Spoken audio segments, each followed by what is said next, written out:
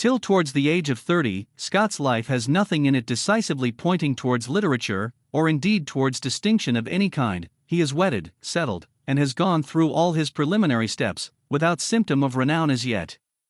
It is the life of every other Edinburgh youth of his station and time. Fortunate we must name it, in many ways. Parents in easy or wealthy circumstances, yet unencumbered with the cares and perversions of aristocracy, nothing eminent in place, in faculty or culture, yet nothing deficient. All around is methodic regulation, prudence, prosperity, kind-heartedness, an element of warmth and light, of affection, industry, and burgherly comfort, heightened into elegance, in which the young heart can wholesomely grow. A vigorous health seems to have been given by nature, yet, as if nature had said withal, let it be a health to express itself by mind, not by body.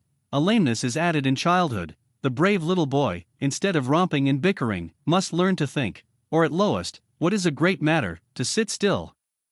No rackets and trundling hoops for this young Walter, but ballads, history books, and a world of legendary stuff, which his mother and those near him are copiously able to furnish. Disease, which is but superficial and issues in outward lameness, does not cloud the young existence, rather forwards it towards the expansion it is fitted for. The miserable disease had been one of the internal nobler parts, marring the general organization, under which no Walter Scott could have been forwarded, or with all his other endowments could have been producible or possible. Nature gives healthy children much. How much? Wise education is a wise unfolding of this. Often it unfolds itself better of its own accord. Add one other circumstance, the place where, namely, Presbyterian Scotland. The influences of this are felt incessantly, they stream in at every pore. There is a country accent, says La Rochefoucauld, not in speech only, but in thought, conduct, character and manner of existing, which never forsakes a man. Scott, we believe, was all his days an Episcopalian dissenter in Scotland, but that makes little to the matter. Nobody who knows Scotland and Scott can doubt, but Presbyterianism too had a vast share in the forming of him. A country where the entire people is, or even once has been, laid hold of, filled to the heart with an infinite religious idea, has made a step from which it cannot retrograde. Thought, conscience, the sense that man is denizen of a universe, creature of an eternity, has penetrated to the remotest cottage, to the simplest heart. Beautiful and awful, the feeling of a heavenly behest, of duty God commanded, overcanopies all life. There is an inspiration in such a people, one may say in a more special sense, the inspiration of the Almighty giveth them understanding. Honor to all the brave and true, everlasting honor to brave old Knox, one of the truest of the true. That, in the moment while he and his cause, amid civil broils, in convulsion and confusion, were still but struggling for life, he sent the schoolmaster forth to all corners and said, "Let the people be taught." This is but one and indeed an inevitable and comparatively inconsiderable item in his great message to men. His message, in its true compass, was, let men know that they are men, created by God, responsible to God, who work in any meanest moment of time what will last throughout eternity. It is verily a great message. Not plowing and hammering machines, not patent digesters, never so ornamental, to digest the produce of these, no, in no wise, born slaves neither of their fellowmen, nor of their own appetites, but men. This great message Knox did deliver, with a man's voice and strength, and found a people to believe him. Scott's childhood, schooldays, college days, are pleasant to read of, though they differ not from those of others in his place and time. The memory of him may probably enough last till this record of them become far more curious than it now is. So lived an Edinburgh writer to the cygnet's sun in the end of the 18th century, may some future Scotch novelist say to himself in the end of the 21st. The following little fragment of infancy is all we can extract. It is from an autobiography which he had begun, which one cannot but regret he did not finish. Scott's best qualities never shone out more freely than when he went upon anecdote and reminiscence. Such a master of narrative and of himself could have done personal narrative well. Here, if anywhere, his knowledge was complete, and all his humor and good humor had free scope. Quote, an odd incident is worth recording. It seems my mother had sent a maid to take charge of me, at this farm of Sandyknowe, that I might be no inconvenience to the family. But the damsel sent on that important mission had left her heart behind her, in the keeping of some wild fellow, it is likely, who had done and said more to her than he was like to make good.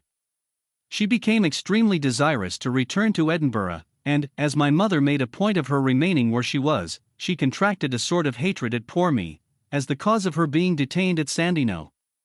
This rose, I suppose, to a sort of delirious affection, for she confessed to old Alison Wilson, the housekeeper, that she had carried me up to the crags under a strong temptation of the devil to cut my throat with her scissors, and bury me in the moss.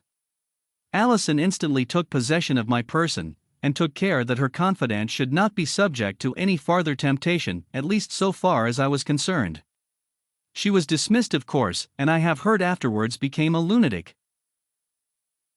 It is here, at Sandyknowe, in the residence of my paternal grandfather, already mentioned, that I have the first consciousness of existence, and I recollect distinctly that my situation and appearance were a little whimsical. Among the odd remedies recurred to aid my lameness, someone had recommended that so often as a sheep was killed for the use of the family, I should be stripped, and swathed up in the skin warm as it was flayed from the carcass of the animal. In this Tartar-like habiliment I well remember lying upon the floor of the little parlor in the farmhouse, while my grandfather, a venerable old man with white hair, used every excitement to make me try to crawl. I also distinctly remember the late Sir George M. Dougal of Makerstown, father of the present Sir Henry Hay M. Dougal, joining in the attempt. He was, God knows how, a relation of ours, and I still recollect him, in his old-fashioned military habit. He had been colonel of the Greys, with a small cocked hat deeply laced, an embroidered scarlet waistcoat, and a light-colored coat, with milk-white locks tied in a military fashion, kneeling on the ground before me and dragging his watch along the carpet to induce me to follow it. The benevolent old soldier, and the infant wrapped in his sheepskin, would have afforded an odd group to uninterested spectators. This must have happened about my third year, 1774, for Sir George M. Dougal and my grandfather both died shortly after that period. End of quote. We will glance next into the Liddesdale raids. Scott has grown up to be a brisk-hearted, jovial young man and advocate. In vacation time he makes excursions to the Highlands, to the border Cheviots in Northumberland, rides free and far, on his stout Galloway, through bog and brake, over the dim moory debatable land, over Flodden and other fields and places, where, though he yet knew it not, his work lay. No land however dim and moory, but either has had or will have its poet, and so become not unknown in song. Liddesdale, which was once as prosaic as most dales, having now attained illustration, let us glance thitherward. Liddesdale too is on this ancient earth of ours, under this eternal sky, and gives and takes, in the most incalculable manner, with the universe at large. Scott's experiences there are rather of the rustic Arcadian sort, the element of whiskey not wanting. We should premise that here and there a feature has, perhaps, been aggravated for effect's sake. During 7 successive years, writes Mr. Lockhart, for the autobiography has long since left us, Scott made a raid, as he called it, into Liddesdale with Mr. Shortreed, sheriff substitute of Roxburgh, for his guide, exploring every rivulet to its source and every ruined peel from foundation to battlement. At this time no wheeled carriage had ever been seen in the district. The first, indeed, was a gig driven by Scott himself for a part of his way, when on the last of these 7 excursions. There was no inn nor public house of any kind in the whole valley. The travellers passed from the shepherd's hut to the minister's manse, and again from the cheerful hospitality of the manse to the rough and jolly welcome of the homestead, gathering, wherever they went, songs and tunes, and occasionally more tangible relics of antiquity, even such a routh of old knickknackets as Burns ascribes to Captain Grose. To these rambles Scott owed much of the materials of his minstrelsy of the Scottish border, and not less of that intimate acquaintance with the living manners of these unsophisticated regions, which constitutes the chief charm of one of the most charming of his prose works. But how soon he had any definite object before him in his researches seems very doubtful. He was making himsel' o' the time, said Mr. Shortreed, but he didna ken maybe what he was about till years had passed. At first he thought o' little, I dare say, but the queerness and the fun. In those days, says the memorandum before me, advocates were not so plenty, at least about Liddesdale, and the worthy sheriff substitute goes on to describe the sort of bustle, not unmixed with alarm, produced at the first farmhouse they visited, Willie Elliott's at Milburnholme, when the honest man was informed of the quality of one of his guests. When they dismounted, accordingly, he received Mr. Scott with great ceremony, and insisted upon himself leading his horse to the stable. Shortreed accompanied Willie, however, and the latter, after taking a deliberate peep at Scott, out by the edge of the door-cheek, whispered, "Weel, Robin, I say, do I'll hae me if I's be a bit feared for him now. He's just a chield like ourselves, I think." Half a dozen dogs of all degrees had already gathered round the advocate, and his way of returning their compliments had set Willie Elliot at once at his ease. According to Mr. Shortreed, this good man of Millburnham was the great original of Dandy Dinmont. They dined at Millburnham, and, after having lingered over Willie Elliot's punch bowl, until, in Mr. Shortreed's phrase, they were half glorin', mounted their steeds again, and proceeded to Dr. Elliot's at Cloughhead, where, for, says my memorandum, folk werena very nice in those days, the two travellers slept in one and the same bed, as, indeed, seems to have been the case with them throughout most of their excursions in this primitive district. Dr. Elliot, a clergyman, had already a large MS collection of the ballads Scott was in quest of. Next morning they seemed to have ridden a long way for the express purpose of visiting one old Thomas o' Tuzzlehope, another Elliot, I suppose, who is celebrated for his skill on the border pipe, and in particular for being in possession of the real lilt 2 of Dick o' the Cowey. Before starting, that is, at 6 o'clock, the ballad hunters had, just to lay the stomach, a Deville duck or tway and some London porter.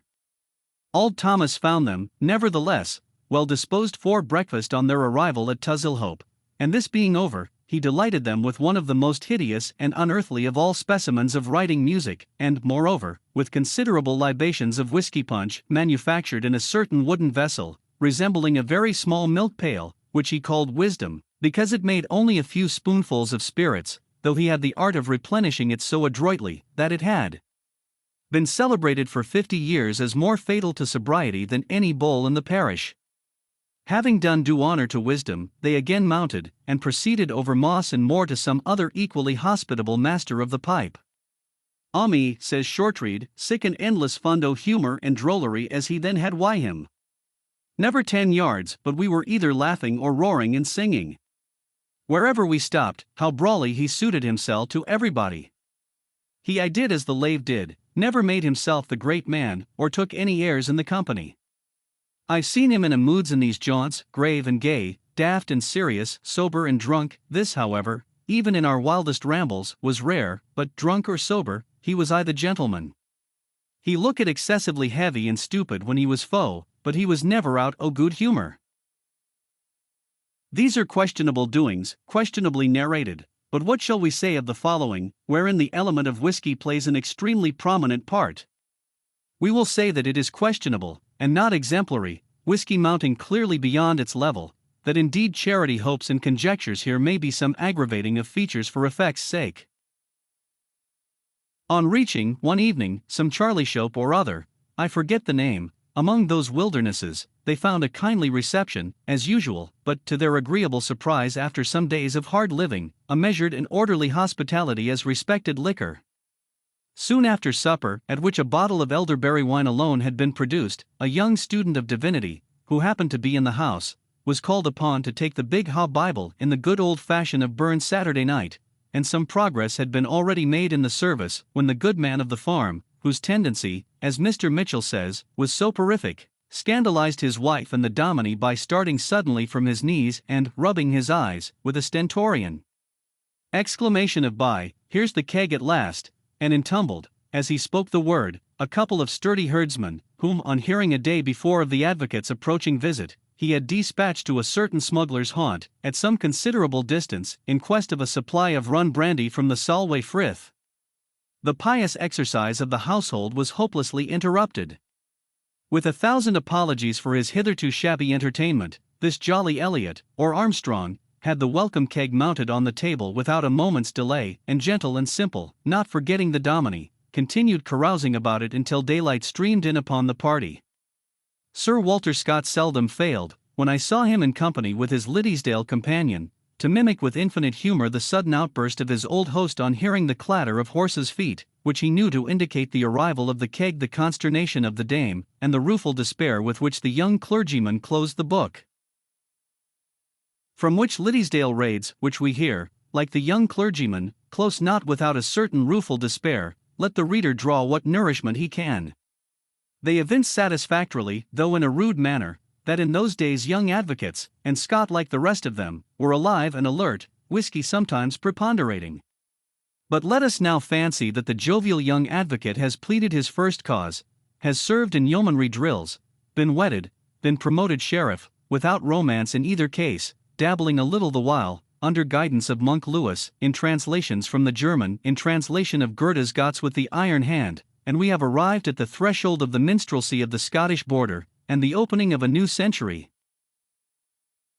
Hitherto, therefore, there has been made out, by nature and circumstance working together, nothing unusually remarkable, yet still something very valuable, a stout effectual man of 30, full of broad sagacity and good humor, with faculties in him fit for any burden of business, hospitality and duty, legal or civic, with what other faculties in him no one could yet say. As indeed, who, after lifelong inspection, can say what is in any man? The uttered part of a man's life, let us always repeat, bears to the unuttered unconscious part a small unknown proportion, he himself never knows it, much less do others. Give him room, give him impulse, he reaches down to the infinite with that so straitly imprisoned soul of his, and can do miracles if need be. It is one of the comfortablest truths that great men abound, though in the unknown state. Nay, as above hinted, our greatest, being also by nature our quietest, are perhaps those that remain unknown. Philosopher Fichte took comfort in this belief, when from all pulpits and editorial desks, and publications periodical and stationary, he could hear nothing but the infinite chattering and twittering of commonplace become ambitious, and in the infinite stir of motion nowhither, and of din which should have been silence, all seemed churned into one tempestuous yeasty froth, and the stern Fichte almost desired taxes on knowledge to allay it a little. He comforted himself, we say, by the unshaken belief that thought did still exist in Germany, that thinking men, each in his own corner, were verily doing their work, though in a silent manner. Walter Scott, as a latent Walter, had never amused all men for a score of years in the course of centuries and eternities, or gained and lost several £100,000 sterling by literature, but he might have been a happy and by no means a useless, nay, who knows at bottom whether not a still usefuler Walter. However, that was not his fortune. The genius of rather a singular age, an age at once destitute of faith and terrified at skepticism, with little knowledge of its whereabout, with many sorrows to bear or front, and on the whole with a life to lead in these new circumstances, had said to himself, "What man shall be the temporary comforter, or were it but the spiritual comfort-maker, of this my poor singular age, to solace its dead tedium and manifold sorrows a little?" So had the genius said, looking over all the world, "What man?" and found him walking the dusty outer Parliament House of Edinburgh, with his advocate gown on his back, and exclaimed, "That is he." The minstrelsy of the Scottish border proved to be a well from which flowed one of the broadest rivers. Metrical romances, which in due time pass into prose romances, the old life of men resuscitated for us, it is a mighty word. Not as dead tradition but as a palpable presence, the past stood before us. There they were, the rugged old fighting men, in their doughty simplicity and strength, with their hardiness, their healthiness, their stout self-help, in their iron basnets, leather jerkins, jackboots, in their quaintness of manner and costume, there as they looked and lived. It was like a new discovered continent in literature, for the new century, a bright El Dorado or else some fat beatific land of cocaine, and paradise of do-nothings. To the opening 19th century, in its languor and paralysis, nothing could have been welcomer. Most unexpected, most refreshing and exhilarating, behold our new El Dorado, our fat beatific lubberland, where one can enjoy and do nothing. It was the time for such a new literature, and this Walter Scott was the man for it. The Lays, the Marmions, the Lattice and Lords of Lake and Isles, followed in quick succession, with ever-widening profit and praise. How many thousands of guineas were paid down for each new lay, how many thousands of copies, 50 and more sometimes, were printed off, then and subsequently, what complimenting, reviewing, renown and apotheosis there was, all is recorded in these 7 volumes, which will be valuable in literary statistics. It is a history, brilliant, remarkable, the outlines of which are known to all. The reader shall recall it, or conceive it. No blaze in his fancy is likely to mount higher than the reality did. At this middle period of his life, therefore, Scott, enriched with copyrights, with new official incomes and promotions, rich in money, rich in repute, presents himself as a man in the full career of success. Health, wealth, and wit to guide them, as his vernacular proverb says, all these three are his. The field is open for him, and victory there, his own faculty, his own self, unshackled, victoriously unfolds itself, the highest blessedness that can befall a man. Wide circle of friends, personal loving admirers, warmth of domestic joys, vouchsafed to all that can true-heartedly nestle down among them, light of radiance and renown given only to a few, who would not call Scott happy. But the happiest circumstance of all is, as we said above, that Scott had in himself a right healthy soul, rendering him little dependent on outward circumstances. Things showed themselves to him not in distortion or borrowed light or gloom, but as they were. Endeavor lay in him, and endurance in due measure, and clear vision of what was to be endeavored after. Were one to preach a sermon on health, as really were worth doing, Scott ought to be the text. Theories are demonstrably true in the way of logic, and then in the way of practice they prove true or else not true, but here is the grand experiment: do they turn out well? What boots it that a man's creed is the wisest, that his system of principles is the superfinest, if, when set to work, the life of him does nothing but jar and fret itself into holes? They are untrue in that, were it in nothing else, these principles of his, openly convicted of untruth, fit only, shall we say, to be rejected as counterfeits, and flung to the dogs? We say not that, but we do say, that ill health, of body or of mind, is defeat, is battle in a good or in a bad cause, with bad success, that health alone is victory. Let all men, if they can manage it, contrive to be healthy. He who in what cause soever sinks into pain and disease, let him take thought of it, let him know well that it is not good he has arrived at yet, but surely evil may, or may not be, on the way towards good. Scott's healthiness showed itself decisively in all things, and nowhere more decisively than in this: the way in which he took his fame, the estimate he from the first formed of fame. Money will buy money's worth, but the thing men call fame, what is it? A gaudy emblazonry, not good for much, except, indeed, as it too may turn to money. To Scott it was a profitable, pleasing superfluity, no necessary of life. Not necessary, now or ever. Seemingly without much effort, but taught by nature, and the instinct which instructs the sound heart what is good for it, and what is not, he felt that he could always do without this same emblazonry of reputation, that he ought to put no trust in it, but be ready at any time to see it pass away from him, and to hold on his way as before. It is incalculable, as we conjecture, what evil he escaped in this manner, what perversions, irritations, mean agonies without a name, he lived wholly apart from, knew nothing of. Happily before fame arrived, he had reached the mature age at which all this was easier to him. What a strange nemesis lurks in the felicities of men! In thy mouth it shall be sweet as honey, in thy belly it shall be bitter as gall. Some weakly organized individual, we will say at the age of 25, whose main or whole talent rests on some prurient susceptivity, and nothing under it but shallowness and vacuum, is clutched hold of by the general imagination, is whirled aloft to the giddy height, and taught to believe the divine-seeming message that he is a great man. Such individual seems the luckiest of men, and alas, is he not the unluckiest? Swallow not the Circe draught, O weakly organized individual, it is fell poison. It will dry up the fountains of thy whole existence, and all will grow withered and parched. Thou shalt be wretched under the sun.